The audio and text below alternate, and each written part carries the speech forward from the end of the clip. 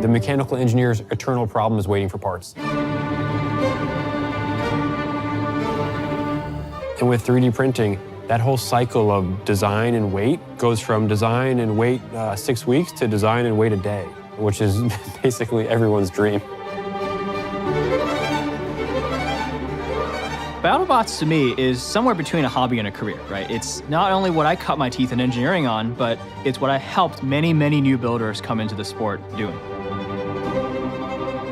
With the Markforged printers, it's the reliability that honestly gets you every time. If you can't trust your printer to leave it alone overnight, then you're not getting anything done any faster than you would with a conventional method.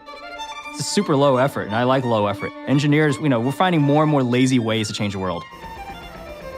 Somebody once asked me why we put so much effort into how the printer looked and how it was built. And my answer was, if we don't care about how our product looks, why would you believe that we're going to care about how your part looks?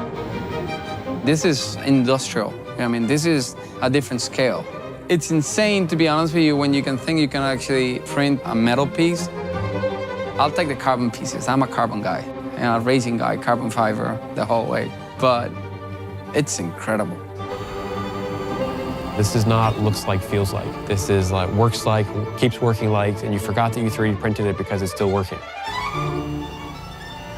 Most of the work that I do is in the orthopedics and trauma realm and trying to make a difference in people's lives. What I'm holding in my hands here, this is a external fixator part. Each kit that basically used for a patient costs about $2,000 to $3,000. And this one is a 3D printed version of that. It costs $5 that does the same thing, and you can throw it away and don't feel guilty about it. Our customers who are using our printers, they have parts on their desk that they're showing how much time and cost they've saved. The Markforged products affords us the ability to take greater risks. Having the ability to print something that's not as expensive kind of rekindles your imagination. Originally, 3D printing at Dixon Valve was for research and development. And over time, as the technology advanced, we took it from rapid prototyping into functional prototypes.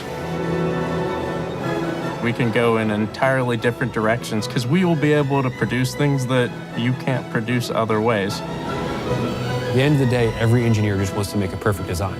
3D printing lets you get a little closer, or a lot closer.